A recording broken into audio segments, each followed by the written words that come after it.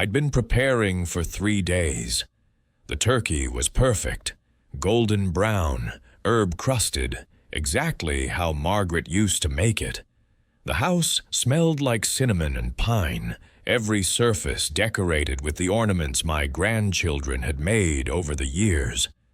Except Lucas and Emma hadn't made ornaments in 3 years, not since their grandmother died. "Grandpa, can I have more rolls?" Lucas asked. 7 years old, sitting as far from me as possible at my own dining table. "Of course, buddy." I passed the basket. Our fingers didn't touch. He pulled back like I might burn him. My daughter Sophie noticed. She always noticed. Gave me a look that said, "We'll talk about this later." Victoria, my daughter-in-law, sat at the other end of the table looking like she'd stepped out of a magazine. Perfect hair, perfect dress, perfect smile that never reached her eyes. "This is lovely, James," she said. The compliment felt like an insult. "You've really outdone yourself." "Mom always loved Christmas," my son Ryan said quietly. He wouldn't look at me either. My own son, avoiding eye contact across a table laden with his favorite foods. Something was wrong. Something had been wrong for 3 years, but I couldn't name it, couldn't prove it. Dinner progressed with stilted conversation. Emma, 5 years old, asked her mother in a whisper if she could leave the table. Victoria nodded. Both my grandchildren disappeared into the living room, relieved to escape their grandfather's presence. When had I become someone they needed to escape from? Sophie tried to keep conversation flowing, asked Ryan about work, Victoria about the kids' school. Everything was fine. Everything was always fine. Until dessert. Victoria stood up, wine glass in hand. I thought she was making a toast, thanking me for hosting, perhaps, acknowledging the effort. "I have something I need to say," she announced. Her voice was clear, controlled. This wasn't spontaneous. Something I should have said years ago. Ryan's face went pale. He knew what was coming. "James." She looked directly at me. "Since the first day I met you, I never accepted you." The room went silent, fork frozen halfway to my mouth. "And I never will." Welcome to Elder Justice Revenge Stories. Could you please tell us where you're watching from? And if this is your first time visiting this page, kindly subscribe and turn the notification bell on so you don't miss out on other stories. Trust me, you'll want to hear how this one ends. "Victoria," Sophie started. "No, let me finish. I've been quiet too long, protecting my children from a toxic influence, but they deserve to know the truth." She turned to Ryan. Tell your father what you told me." Ryan's voice was barely audible. "Dad, we can't keep doing this." "Doing what? I don't understand." "You're controlling, James. Racist. You've undermined our marriage from day one, made comments about Victoria's background, criticized how we raise our children." I felt like I'd been punched. "I never." "You did." Victoria's voice was sharp now. "And I won't expose Lucas and Emma to it anymore. We're done here." She gathered her purse, motioned to the children. Ryan stood automatically, following her toward the door like a puppet on strings. Christmas dinner was over, and I had no idea what had just destroyed my family. Sophie stood in my kitchen an hour later, helping me pack away food no one had eaten. "Dad, what the hell was that?" I have no idea. My hands were shaking, had been shaking since they left. What is she talking about? Racist comments? I know you didn't. I was there. I've been at every family gathering for 5 years. You've never said anything remotely racist. Ryan believes her. Ryan's been brainwashed. Sophie slammed a container down harder than necessary. I've watched it happen, slowly, Victoria whispering poison until he can't see straight. Why would she do that? Sophie looked at me. Really looked at me.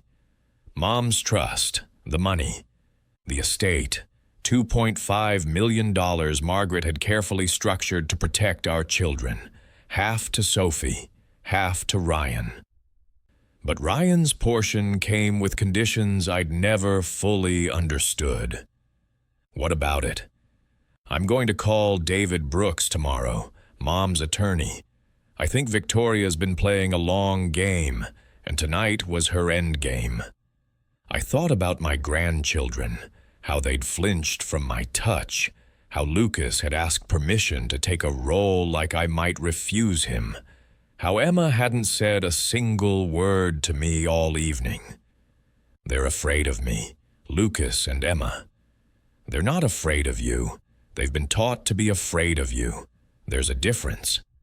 How do I fight that? Sophie hugged me. We document everything. We find out what Victoria's really after, and we prove to Ryan that he's been manipulated. After she left, I sat alone in my decorated house, surrounded by ornaments and memories and the ghost of Christmas dinners when Margaret was alive. She would have known what to do. She always knew. I went to the attic that night, to the boxes I'd been avoiding for 3 years. Margaret's belongings, her clothes, her books, her private papers, and in a sealed envelope marked for James.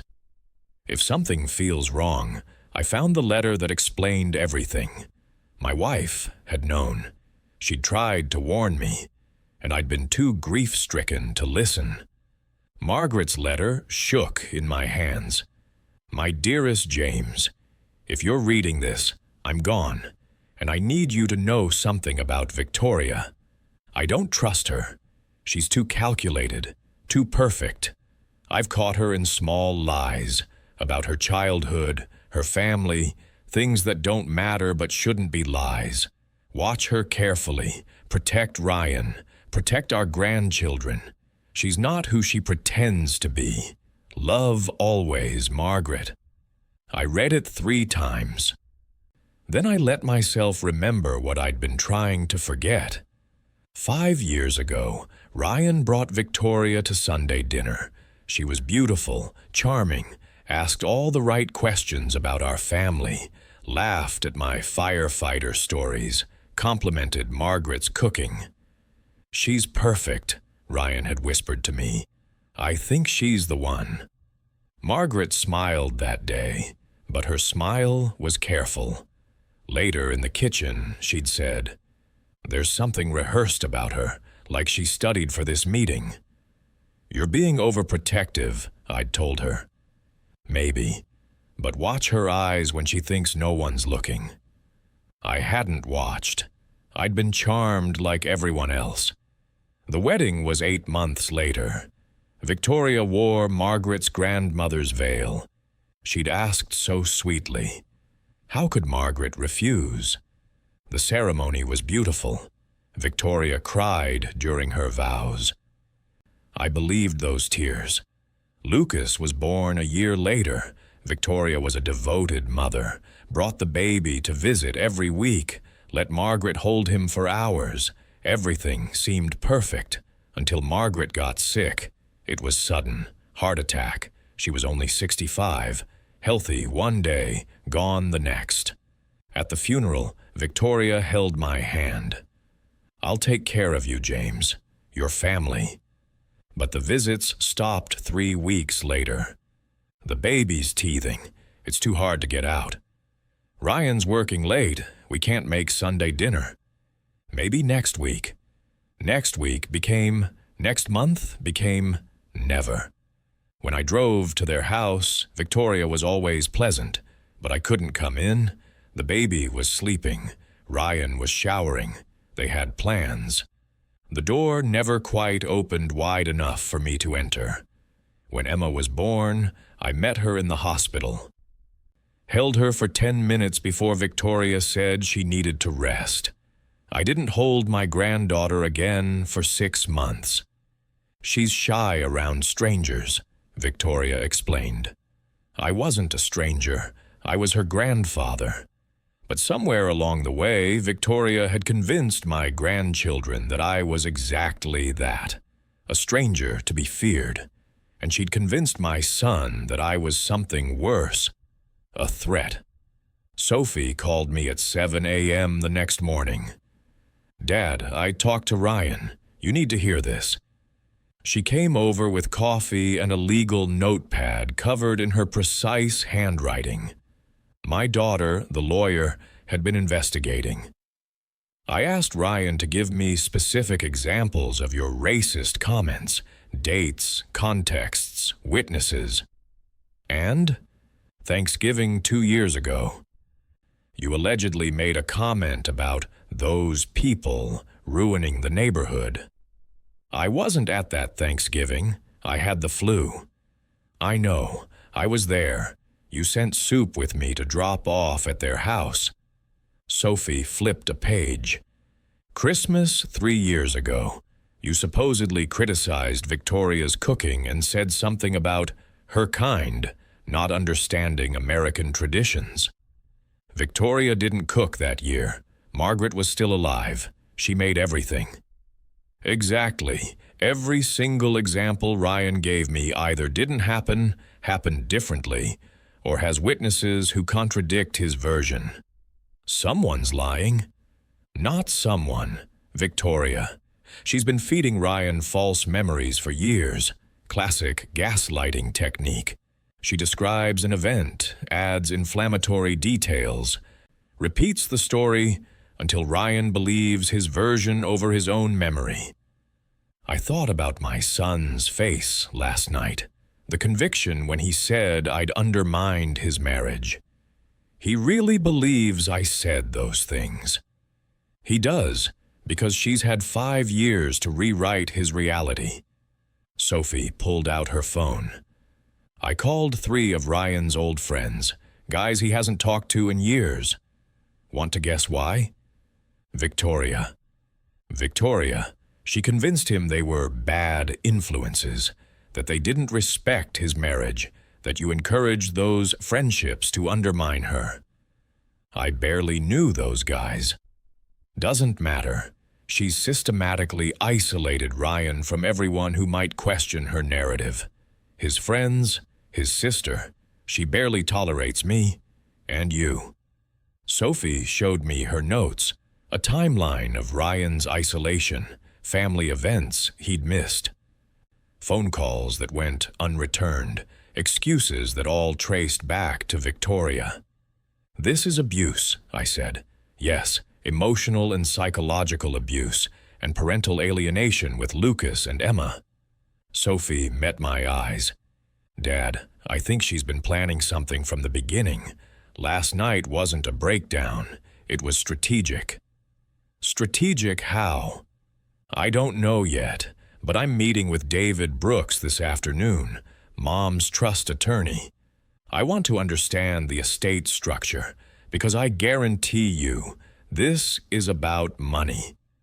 Margaret had known, had tried to warn me.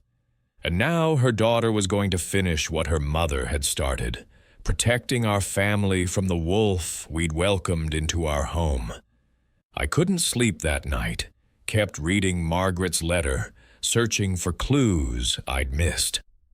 I've caught her in small lies about her childhood, her family, things that don't matter but shouldn't be lies. What lies? I pulled out my phone, scrolled back through 5 years of photos, found the engagement party. Victoria surrounded by bridesmaids, talking about growing up in Portland with 3 sisters. At the wedding, she'd told my cousin she was an only child from Seattle. Small inconsistency, easy to dismiss. But Margaret hadn't dismissed it. I found another photo.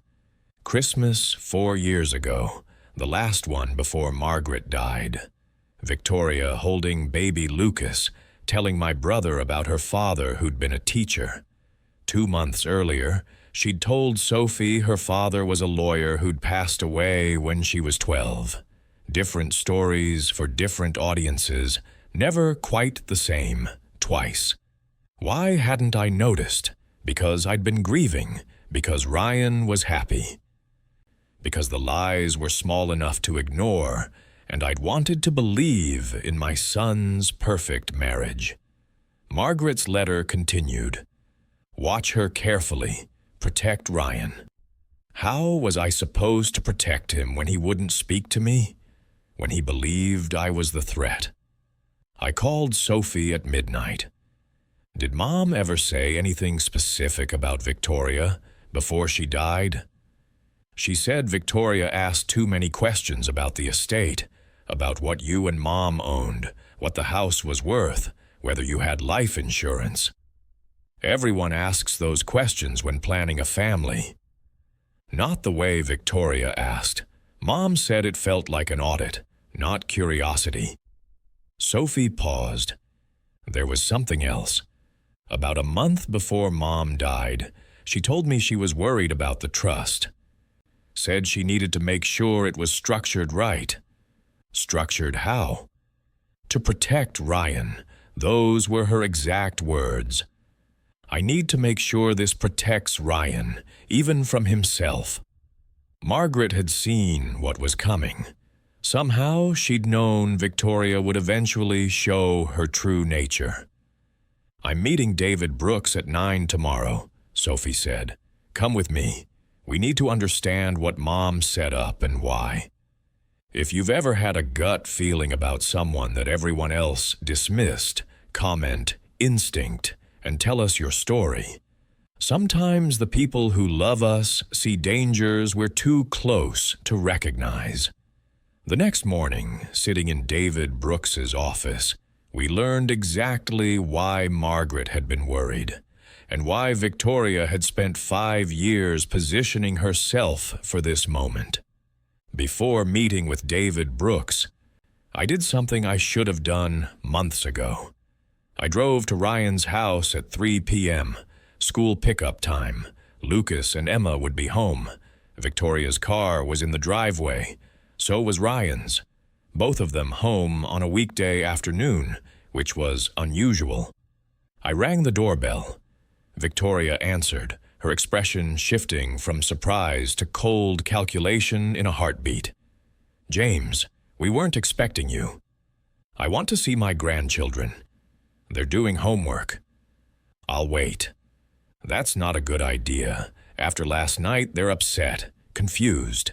They need stability right now, not their grandfather? Lucas appeared behind her, saw me through the screen door, started to smile, then caught his mother's expression, and the smile died. Lucas, I said. Hey, buddy, I brought you something. I held up a model fire truck, the kind he'd loved when he was 4. Before the distance started, Lucas looked at his mother. Can I? Go finish your homework, Victoria said. Not harshly, gently, like she was protecting him from danger. He disappeared without another word. Victoria, I don't know what I've done to make you hate me, but those children are my grandchildren. I have a right. You have no rights here. Her voice was quiet but firm. You scare them, James. Your anger, your outbursts, they're afraid of you. I've never had an outburst with my grandchildren. I've never raised my voice to them once. That's your version. The children remember differently. They're 5 and 7 years old. They remember what you've told them to remember. Something flickered in her eyes. Satisfaction. If you truly cared about Lucas and Emma, you'd respect their boundaries. They don't want to see you. Ask Ryan. Ryan appeared in the hallway behind her. Dad, maybe it's better if you call first. The kids need routine right now. I'm their grandfather. You're also someone who makes them uncomfortable. I'm sorry, but that's the reality. The reality Victoria had created. I drove home with the fire truck still in my passenger seat, a gift my grandson hadn't been allowed to accept. That night, I called Lucas's cell phone, the kid's safe phone we'd given him for his 7th birthday. Voicemail. I texted, "Lucas, it's Grandpa. I miss you. Love you." The message showed as delivered but never read. Either Lucas didn't have his phone or someone else was screening his messages. I knew which one was true. Victoria wasn't just poisoning my grandchildren against me. She was erasing me from their lives completely. And tomorrow, I was going to find out why. David Brooks's office smelled like old books and expensive coffee. He'd been Margaret's attorney for 30 years, handled everything from our wills to the business sale when I retired. He looked older now, sadder. He'd loved Margaret too. "I was wondering when you'd come," he said, gesturing us to sit. "After what happened at Christmas, I figured Sophie would put it together." "Put what together?" I asked.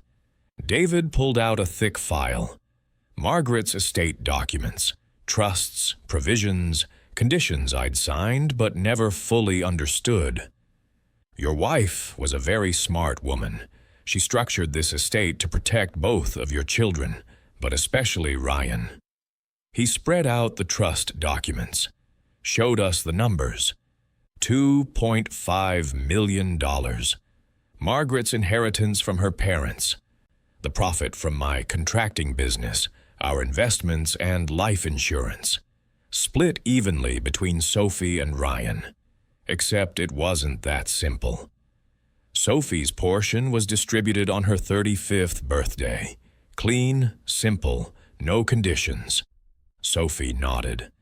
"Mom gave it to me 3 years ago, helped me buy my house. Ryan's portion is different." David pointed to a clause dense with legal language. "His share is held in trust until one of 2 conditions are met. Either James dies or James voluntarily releases the funds." "Why?" I asked. Margaret was worried about Ryan's judgment, not his character, his judgment. She thought he was too trusting, too eager to please. She wanted to make sure he had time to mature before accessing that much money. And Victoria knows this? Victoria has been asking me about this trust for 2 years. Politely at first, then more insistently. She sent Ryan to my office 4 times asking about early release provisions. Sophie leaned forward. "What happens if Ryan divorces before the money is released?" David smiled grimly. "That's the brilliant part. Margaret included a clause. If Ryan divorces within 10 years of her death, his spouse is entitled to nothing from the marital estate except standard California community property acquired during the marriage. The trust is specifically excluded." "Margaret died 3 years ago," I said slowly, "which means Victoria has 7 years left. If she divorces Ryan before then, she gets whatever they've accumulated in their marriage, which isn't much. Ryan's an architect, decent income but not wealthy, and nothing from Margaret's estate."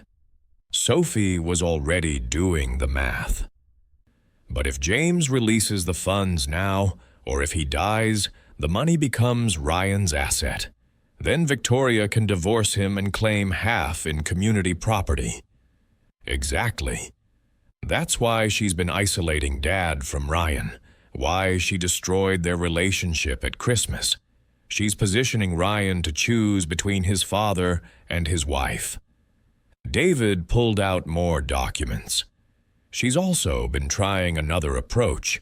3 times in the past year, she's contacted me asking about incompetency provisions. What happens if James is declared mentally unfit? And what does happen? Ryan, as next of kin, could petition for conservatorship. As conservator, he'd have control over James's decisions. including the decision to release the trust. The pieces fell into place. Victoria wasn't just cruel. She was calculating. Isolate Ryan from me. Destroy our relationship so thoroughly that Ryan would support declaring me incompetent. Get the money released. Divorce Ryan and take half, $1.25 million. That's what my relationship with my son was worth to her. She's been planning this from the beginning, I said. I believe so. Margaret suspected it too. That's why she built in these protections. Sophie's jaw was tight. Is Victoria building a case for incompetency? David's expression told me everything before he spoke. Yes, and it's more sophisticated than you'd think. David pulled up his computer, showed us emails that made my blood run cold. From Victoria to Ryan's primary care physician, Dr. Martinez. I'm concerned about my father-in-law, James Mitchell. He's been forgetting appointments, repeating stories, showing confusion about dates and times. As a family, we're worried about early dementia. Can you evaluate him at his next visit? I never had a next visit, I said. I haven't seen Dr. Martinez in 8 months. Exactly, but look at the follow-up email from Victoria 2 months later. James refused to come in for evaluation. He's becoming resistant to medical care. We're documenting concerning behaviors in case intervention becomes necessary. David showed us more. A medical appointment I'd allegedly missed, scheduled by Victoria without telling me, then reported as patient no-show, possible cognitive issues. A prescription refill I'd allegedly forgotten to pick up, except I wasn't on that medication. She's building a paper trail, Sophie said, making it look like Dad's declining and refusing help. There's more. David pulled out a printed journal. Victoria's handwriting, dated entries going back 18 months. January 15th, James called Ryan 3 times in 1 hour. Didn't remember the previous calls. Concerning. I called once. Victoria didn't tell Ryan, so I tried again later. March 3rd, James left the stove on after cooking. Smoke detector went off. He didn't remember turning it on. I wasn't at their house in March. I was in Arizona visiting my brother. Sophie photographed every page. She's fabricating a medical history. If Ryan petitions for conservatorship, this journal becomes evidence.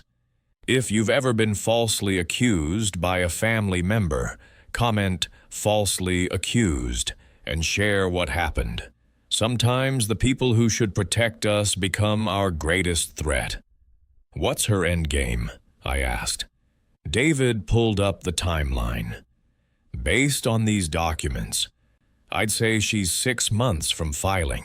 She'll have Ryan petition the court, present this evidence, claim you're a danger to yourself, get a judge to appoint Ryan as conservator. Then Ryan releases the trust funds. Then Victoria divorces Ryan, claims the money as community property acquired during the marriage, and disappears. With how much? If she times it right and Ryan doesn't fight, about $1 million. Sophie stood up, pacing. We need to prove this is fabricated. Dad, do you have calendars? Records of where you were on these dates? Some. My phone tracks location, credit card statements. Get all of it. Every receipt, every GPS record, every witness who can contradict these entries. David closed the files. There's something else you should know. Victoria came to see me 2 weeks ago. Asked about expedited conservatorship procedures. What it would take to get emergency guardianship. Emergency? If she can convince a judge you're in immediate danger to yourself or others, she can get temporary conservatorship within days before you have a chance to fight it. The Christmas confession, Sophie said suddenly. She's escalating, building toward a crisis, making Ryan believe Dad's so toxic that drastic action is necessary. I thought about Lucas pulling away from me, Emma's silence, Ryan's conviction that I'd said terrible things. Victoria had been preparing my son to betray me, and she'd almost succeeded. "We need to move fast," David said. "Once she files, you're on the defensive. Better to expose her before she makes her move." "How?" "We investigate her, find out who Victoria really is. Because I guarantee you, this isn't the first time she's done this." Sophie was already on her phone. "I'm hiring a private investigator, someone who specializes in financial fraud." Margaret had tried to protect us with the trust structure. Now we had to protect ourselves by exposing the truth about the woman who'd spent 5 years building lies, before those lies gave her control over everything. The private investigator's name was Patricia Cole. 50-something former FBI, the kind of woman who noticed everything and forgot nothing. She called Sophie 3 days after we hired her. "You need to see this in person." We met at a coffee shop downtown. Patricia slid a folder across the table like she was passing state secrets. "Victoria Mitchell is having an affair." I opened the folder. Photographs. Time-stamped, date-stamped, undeniable. Victoria and a man I recognized. Mark Stevens, Ryan's business partner. The guy who'd been to Sunday dinners a dozen times. Who'd held Lucas at his baptism. The photos showed them at hotels, restaurants in other cities. His hand on her back in ways that weren't friendly. "How long?" Sophie asked. 8 months that I can prove. Possibly longer. Patricia pulled out her phone. But that's not the worst part. She played an audio recording. Restaurant conversation caught by a directional microphone. Mark's voice. "When are we doing this? I'm tired of sneaking around." Victoria. "Soon. We're close. James is almost isolated enough. Ryan won't fight me when I file." "You're sure?" "I've spent 5 years on this. Ryan believes his father is toxic. The kids won't see James without supervision. One more push, and Ryan will sign whatever I put in front of him." "And the money?" "Once James releases the trust or we get him declared incompetent, I file for divorce. California community property. I get half of everything Ryan received during the marriage. That's over $1 million. Mark laughed. "Your ex-husband won't know what hit him." "Ryan's weak, always has been. That's why I chose him. Easy to manipulate, access to family money, and dumb enough to believe I actually loved him." The recording continued. Victoria describing her plan in detail, the false medical records, the fake journal, the timeline for filing conservatorship paperwork. "Once we have the money, we're done here," she said. "New city, new life. Ryan won't fight the divorce. He's too weak, and James will be in a nursing home or dead. Either way, they're out of our lives." Sophie's hands were shaking. Ryan's business partner, his best friend. "Not his friend," Patricia said. "His wife's co-conspirator. Mark Stevens has debts, gambling mostly, about $200,000. He needs Victoria's cut to pay off loan sharks." I looked at the photos again. Tried to reconcile this calculating predator with the woman who'd cried at our Christmas table, claiming to protect her children from my toxic influence. "The Christmas confession wasn't emotional," I said. "It was strategic. She's isolating Ryan completely, making sure he has no one to turn to when she files for divorce. No father to question the settlement, no family to help him see he's being played." Patricia pulled out more documents. "There's something else. Victoria's real name isn't Victoria Chen. It's Victoria Brennan. She changed it 7 years ago. Why? Because Victoria Brennan was engaged to a wealthy widower in San Diego. She spent 2 years positioning herself to access his estate, got caught trying to forge power of attorney documents. Charges were dropped when she agreed to leave California. Sophie looked sick. She's done this before. At least once that I can prove. Probably more. My son had married a professional con artist, and she'd spent 5 years preparing to destroy him. Sophie called Ryan the next morning, used the excuse of discussing Lucas's upcoming birthday to get him to meet her for coffee. She asked me to come. He needs to hear this from both of us. Ryan looked terrible. Dark circles under his eyes, 20 pounds thinner than he'd been at Margaret's funeral. The weight of 5 years under Victoria's control showing in every line of his face.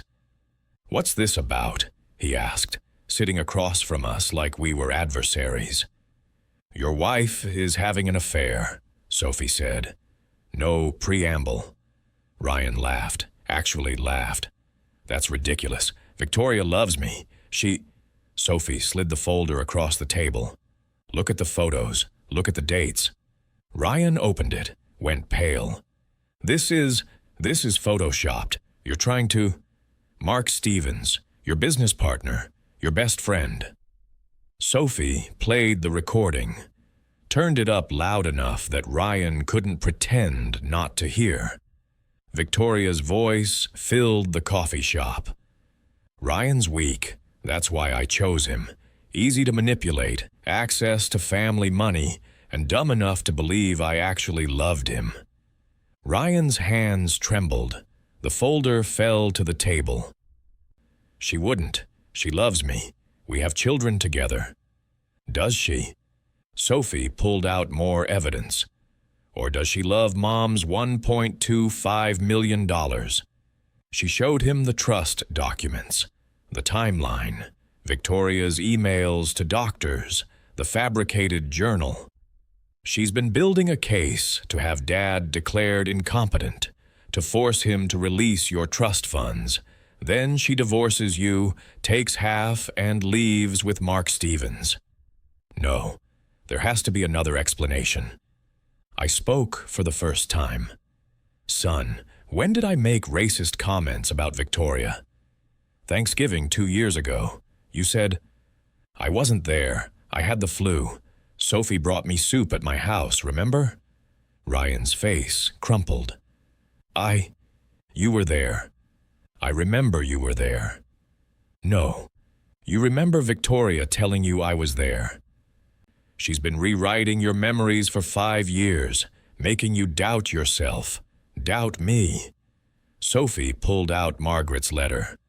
"Mom knew. Before she died, she knew something was wrong with Victoria."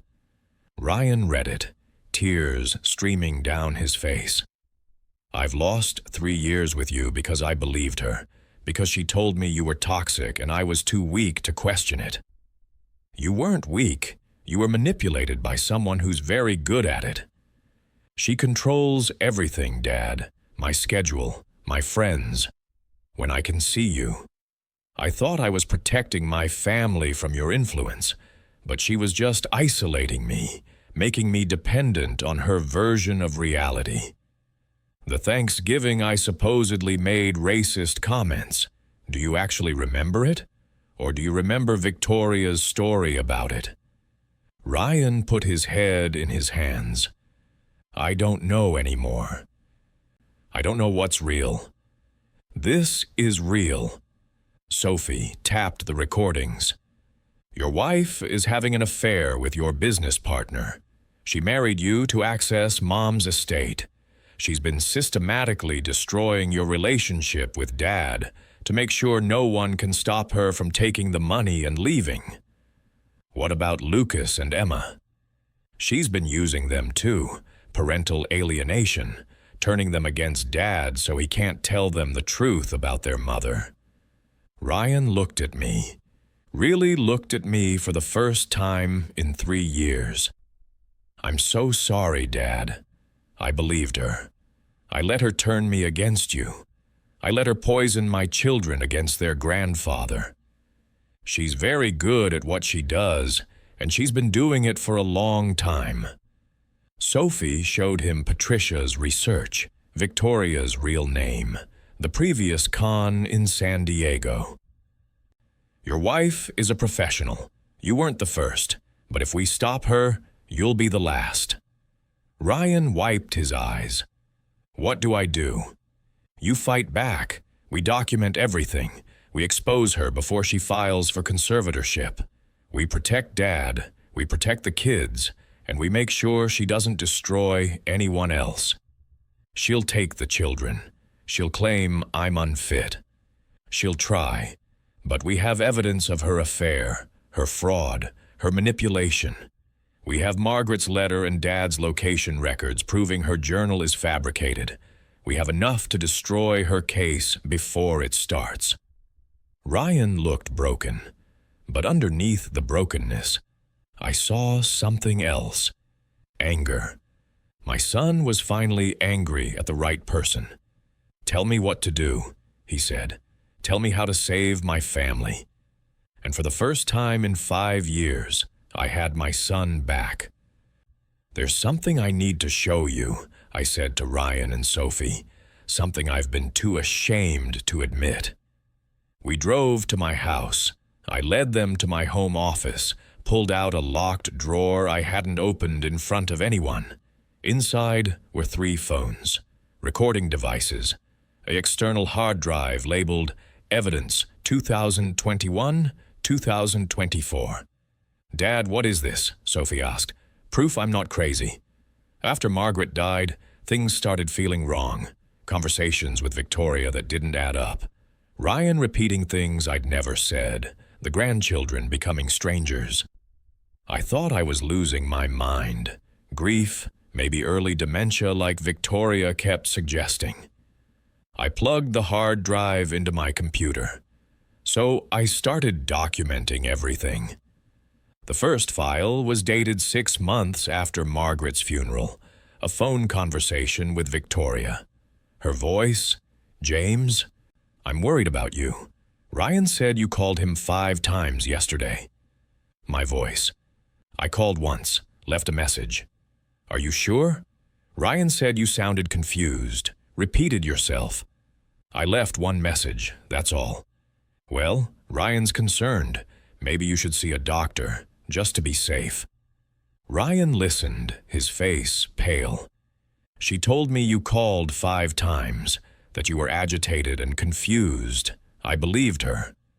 More recordings, conversations where Victoria subtly rewrote events, suggested I'd forgotten things that never happened, mentioned doctor's appointments I'd never been told about, then expressed concern when I forgot them. Then came the video that made Ryan actually gasp. Victoria kneeling in front of Lucas, my 7-year-old grandson, 2 months ago.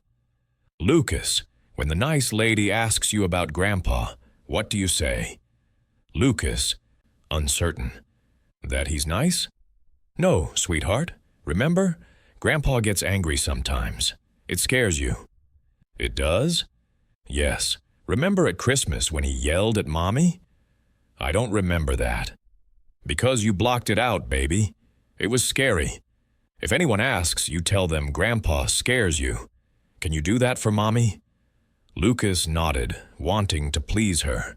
My grandson being coached to fear me. Ryan was crying. "She used our son. She manipulated a child." "She's been preparing for this for years," I said, "building a case to have me declared incompetent. I needed proof that I wasn't the problem. If you've ever had to document someone's lies to prove you weren't crazy, comment 'documented' and tell us how it saved you. Sometimes the only way to fight gaslighting is with irrefutable evidence." Sophie was already copying files. This is admissible. This proves parental alienation. This destroys her entire case. There's more. I played a recording from 3 weeks ago. Victoria on the phone with someone I didn't recognize. The journal is almost complete. I've documented 18 months of declining mental state. His own son will testify that James has become unstable. The judge will have no choice but to grant conservatorship. Ryan looked sick. I was going to testify against you. She had me convinced you were deteriorating, that I needed to protect you from yourself. I know, son. That was her plan all along. I showed them the rest. Location data proving I wasn't where Victoria's journal claimed. Credit card receipts contradicting her timeline. Photos with timestamps showing I was lucid, functional, exactly where I said I'd be. She's been building a case against you, Sophie said, and you've been building a case against her. I didn't know what else to do. Nobody believed me. You all thought I was just a grieving old man imagining things. Ryan grabbed my hand. I'm sorry, Dad. I'm so sorry I didn't believe you. You believed what you were told by someone you loved. That's not your fault.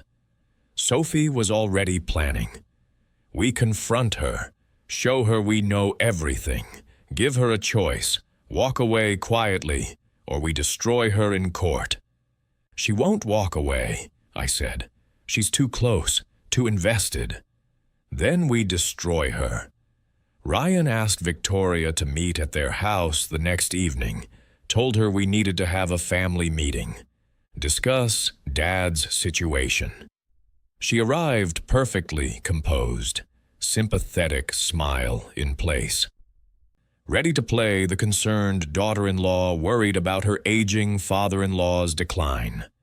Sophie and I were already there. What's this about? Victoria asked, immediately wary. Sit down, Ryan said. His voice was different, harder. We need to talk about my father. I agree. James needs help. Professional evaluation, possibly residential care where he can be safe. Stop. Ryan's voice cracked. Just stop lying. Victoria's expression flickered. I don't know what you... Thanksgiving 2 years ago, the one where Dad allegedly made racist comments. He wasn't there. He had the flu. You're misremembering. I'm not. Sophie was there. Dad was homesick. You made it up. Victoria stood. I'm not going to sit here and be accused. Sophie pulled out her phone. Pressed play. Victoria's voice filled the room. Ryan's weak. That's why I chose him. Easy to manipulate, access to family money, and dumb enough to believe I actually loved him. The color drained from Victoria's face. The recording continued. Every detail of her plan. The affair with Mark. The scheme to access the trust. The timeline for divorce. That's taken out of context, Victoria said, but her voice shook. What context makes that okay? Ryan asked. What context makes calling me weak and dumb acceptable? I was venting to a friend. People say things. Sophie pulled out the photos. Victoria and Mark at hotels, intimate dinners, his hand on her thigh. Your friend Mark? Your affair partner Mark? Victoria's mask was cracking. You hired someone to follow me? That's invasion of privacy. You falsified medical records about Dad, Sophie shot back. You coached Lucas to lie about being afraid of his grandfather. You want to talk about invasion? Victoria turned to Ryan, playing her final card. Baby, they're manipulating you, turning you against me just like James always wanted. We're a team, remember? Us against the world. Us against my father, you mean? Ryan pulled out the fabricated journal, Victoria's handwriting documenting my supposed decline. Every single entry in this journal is a lie. Dad has location data, receipts, Witnesses proving he wasn't where you claimed, wasn't doing what you claimed. I was concerned. I documented what I saw. You documented what you invented. Ryan's hands were shaking. You've been building a case to have my father declared incompetent so you could access my trust fund. Then you were going to divorce me and leave with Mark Stevens. That's insane. I love you. I love our family. I spoke for the first time. You love $1.25 million. That's all you've ever loved. Victoria's eyes went cold. The mask didn't just crack. It shattered completely. That money is mine. I've earned it dealing with this family for 5 years, playing devoted wife to a weak man, playing loving daughter-in-law to a stubborn old fool who won't die and won't release the money. Ryan actually flinched. You really never loved me. Love? Victoria laughed, bitter, cruel. I researched you, Ryan, found out about your mother's estate, calculated exactly how to make you fall for me. It took 6 months to get you to propose. I've spent 5 years playing house, waiting for this payoff. And our children? Our leverage. You won't fight me in the divorce because I'll make sure you never see them again. I'll claim you're unstable, influenced by your toxic father. The courts will believe me. Sophie pulled out papers. These are emergency custody filings, restraining orders, and petitions to freeze all marital assets pending investigation of fraud. You can't. I already did. Filed them this morning. You're being served with divorce papers tomorrow. And we're seeking full custody based on parental alienation and documented evidence of you coaching a minor to lie. Victoria's composure shattered. You think you can take my children? They're not your children, Ryan said. They're our children, and you've been using them as weapons. That ends now. Victoria grabbed her purse. My lawyer will destroy all of you. You have no idea who you're dealing with. We know exactly who we're dealing with, I said. Victoria Brennan, the woman who tried to con a widower in San Diego 6 years ago. The woman who changes her name and finds new marks when one con falls apart. She went very still. You can't prove that. We already did. Talked to your ex-fiancé in San Diego. He's willing to testify about your pattern of targeting wealthy men and fabricating conservatorship cases. Victoria looked at each of us, realized she'd lost, that 5 years of careful planning had unraveled in one evening. You think you've won, she said, but I'll drag this out for years. Legal fees will drain that precious trust. Your children will testify that their father kept them from their mother. You'll be ruined. Or, Sophie said calmly, you sign full custody to Ryan, walk away from any claim to the trust or marital assets beyond what you brought into the marriage, and we don't press charges for fraud, forgery, and identity theft. You're insane if you think I'll agree to that. Then we'll see you in court, with recordings of you admitting you married Ryan for money, photos of your affair, evidence you falsified medical records, testimony from your previous mark. Take your chances with a judge. Victoria stood there, calculating odds, realizing she had none. I want visitation with my children. Supervised, monthly, pending family therapy. She grabbed her coat, walked to the door, turned back one final time. I never should have wasted 5 years on this family. No, Ryan said. You shouldn't have. We deserved better than you. She left. The door closed. And for the first time in 5 years, my son could breathe. Victoria didn't sign the agreement. She hired an attorney, expensive, aggressive, the kind who specialized in high-asset divorces and parental alienation defenses. We're going to trial, Sophie told me 3 weeks after the confrontation. She's fighting for custody and half the marital assets, claims everything we have is inadmissible because we recorded her without consent.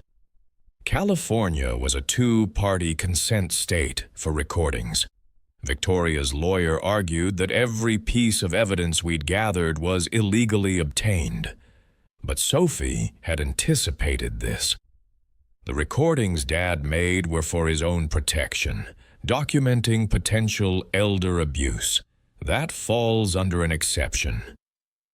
And the private investigator's surveillance was conducted in public spaces where there's no expectation of privacy. The custody hearing was scheduled for 6 weeks out. Victoria moved into an apartment, filed for emergency visitation with Lucas and Emma. The judge granted supervised visits, 2 hours every Sunday at a neutral location. I watched Ryan bring the children to that first visit. Lucas confused, asking why Mommy didn't live with them anymore. Emma crying, wanting both parents together. "Your mom and I are taking a break," Ryan told them, "but we both love you very much."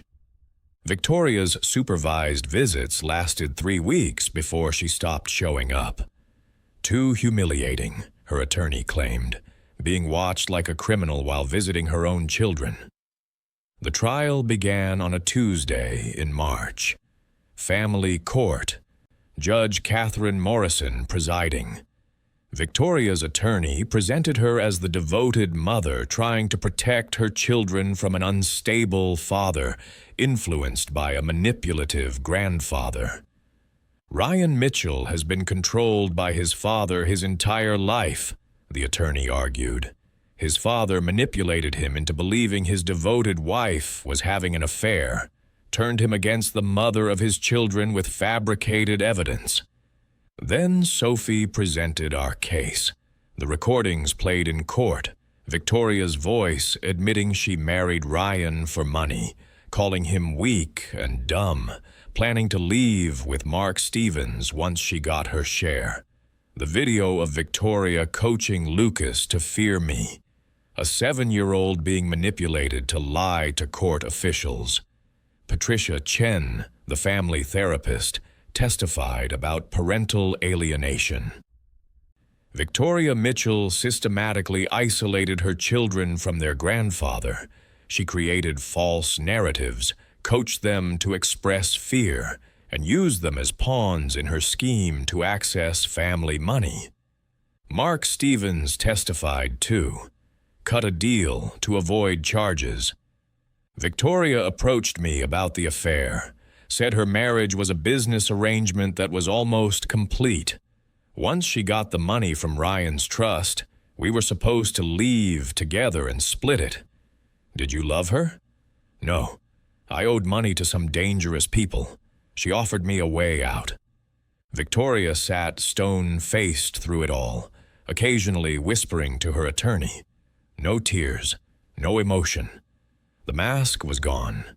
Only the calculation remained. The most painful testimony came from Lucas and Emma. They were interviewed by a child psychologist, Dr. Sarah Walsh, in chambers, away from both parents. The video was played in court. Dr. Walsh: "Lucas, can you tell me about your grandfather?" Lucas, uncertain: "Grandpa James?" "Yes, how do you feel about him?" "Mommy says he's mean, that he gets angry." "Have you seen him get angry?" Long pause. "I don't remember, but Mommy said he did." "Do you have any memories of your grandfather, things you did together?" Lucas's face brightened. "He gave me a fire truck once, a big red one. I liked it." "Did that feel mean?" "No, it was nice." Confusion crossed his face. "But Mommy said..." "What did Mommy say?" "That Grandpa doesn't really love us, that he's just pretending." Emma's interview was worse. She was 5. Couldn't articulate why she was afraid of me, just that she was supposed to be. "Mommy gets sad when we talk about Grandpa, so I don't talk about him." Dr. Walsh's report was damning. Both children show signs of coaching and parental alienation. Their stated fears of their grandfather don't match their actual memories of him. When asked to describe specific incidents of frightening behavior, neither child could provide details. Instead, they repeated phrases that sound rehearsed. He gets angry. He's mean. He doesn't really love us. The judge asked Victoria directly, "Mrs. Mitchell, did you tell your children their grandfather was dangerous?" "I told them the truth, that James Mitchell is a controlling, manipulative man who was toxic to their father." "Based on what evidence?" "Years of observation, incidents that Mr. Mitchell has provided alibis for, incidents that occurred when he was provably somewhere else." Victoria's attorney tried to redirect. Claimed the recordings were taken out of context, that Victoria had been venting, not planning. But then Sophie played the recording of Victoria coaching Lucas. The judge's expression hardened. "Mrs. Mitchell, you instructed your 7-year-old son to lie to professionals about fearing his grandfather. Is that correct?" "I was preparing him for the truth. Children sometimes need help remembering." "Children need honesty, not coaching. This court finds clear evidence of parental alienation." The ruling came 2 days later. Ryan was awarded primary physical custody. Victoria received supervised visitation, 2 hours per week, pending completion of parenting classes and family therapy. All claims to Margaret's trust were dismissed. Victoria was ordered to pay her own legal fees and half of Ryan's. In the hallway after the ruling, Victoria looked at me for the first time in months. "You won," she said. "Congratulations. You destroyed my life." "You destroyed your own life. I just stopped you from destroying my family." She walked away. No goodbye to Lucas and Emma. No acknowledgement of Ryan. Just walked away like the past 5 years meant nothing, because to her, they never had. The smell of roasting turkey filled my house. The same smell that had been absent last Christmas when Victoria had stood up and shattered my family with 5 words. "I never accepted you." This year was different. Lucas was in the kitchen with me, wearing a chef's hat too big for his head, helping me baste the turkey. "Grandpa, am I doing it right?" "Perfect, buddy. Just like that." Emma was in the living room with Ryan, stringing popcorn for the tree. The same tree where ornaments from 5 years ago hung next to new ones the kids had made in the past 6 months. Sophie arrived with her family. Her husband carried pies while her kids ran to play with Lucas and Emma. The house filled with noise and laughter and the chaos of family. Real family. Ryan came into the kitchen, put his hand on my shoulder. "Thanks for hosting again, Dad. This is where Christmas belongs, where it's always belonged." "I'm sorry about last year, about what Victoria said, what I let her say. We've been through this, son. You were manipulated. What matters is you found your way back." Lucas tugged on my sleeve. "Grandpa, can we make cookies later, like Grandma used to?" Margaret's sugar cookie recipe. The one I hadn't made in 4 years. "We absolutely can." Emma appeared with a drawing. "I made this for you, Grandpa. It's our family." Stick figures holding hands, labeled in careful kindergarten writing. Grandpa James, Daddy, Lucas, Emma, Aunt Sophie. No Victoria. The kids had started therapy 6 months ago, learning to separate Victoria's lies from their own memories, rebuilding their relationship with me 1 visit at a time. It wasn't perfect. Lucas still sometimes repeated things Victoria had taught him. Emma still had moments of confusion about what was real. but they were healing. Victoria saw them once a month, supervised visits at a family center. She showed up about half the time, spent the visits on her phone, checking out mentally while the court-appointed supervisor documented everything. She asked about the kids, Ryan had told me after the last visit. Asked if they missed her. Lucas said sometimes. Emma said she didn't remember. Victoria had erased herself from her children's lives more effectively than she'd ever erased me. Dinner was served at 6. We gathered around the table that had been so tense last year. Ryan said grace. We're grateful for this food, for this family, and for second chances, for the truth that set us free, even when it hurt.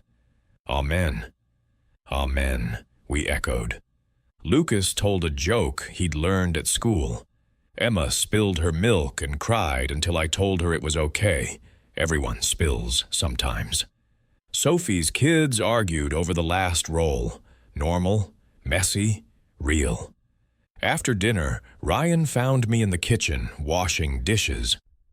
I've been thinking about Mom, what she must have seen in Victoria that I missed. Your mother was wise.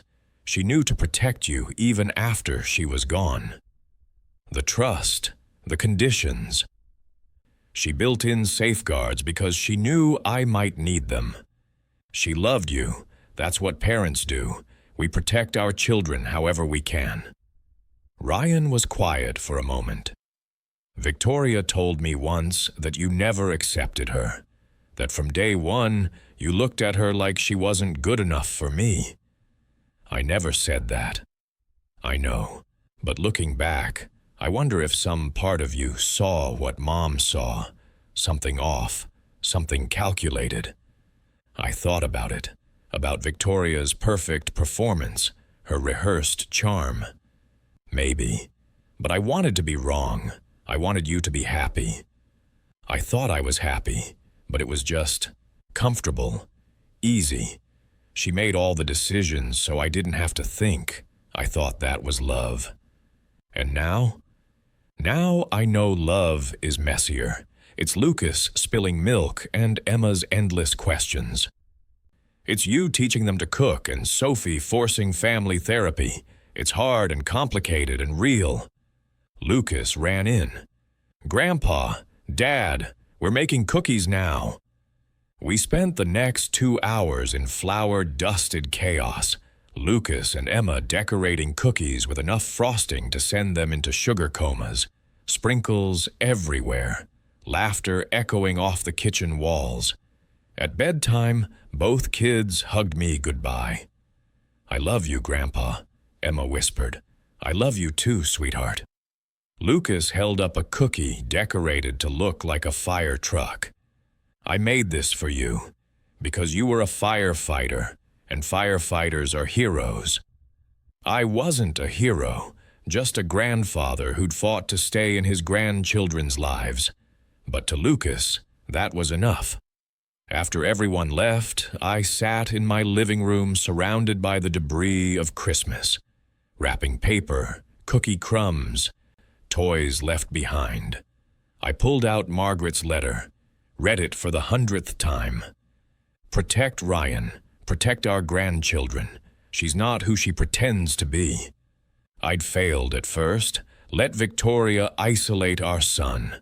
Let her poison our grandchildren against me. But in the end, Margaret's protections had worked. The trust she'd designed, the warnings she'd left, the love she'd built into every legal document. She'd saved our family from beyond the grave. We did it, Margaret, I whispered. We got them back. My phone buzzed, a text from Ryan. Lucas just told me he wants to be like Grandpa when he grows up, a firefighter who saves people. I told him you'd already saved us. Thank you, Dad, for never giving up, for fighting when I couldn't. I love you. I texted back. I love you too, son. Merry Christmas. If you found this story powerful and want to see more real-life accounts of family manipulation, fighting for your grandchildren, and the courage to expose the truth when everyone believes the lie, please subscribe to Elder Justice Revenge Stories and turn on the notification bell.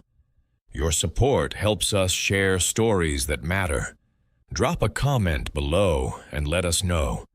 Have you ever been alienated from family by a manipulative in-law? Have you ever had to fight to stay in your grandchildren's lives? We'd love to hear your story. Thank you for watching, and remember, sometimes the cruelest confessions lead to the greatest freedom. My daughter-in-law said she never accepted me. She thought those words would destroy me.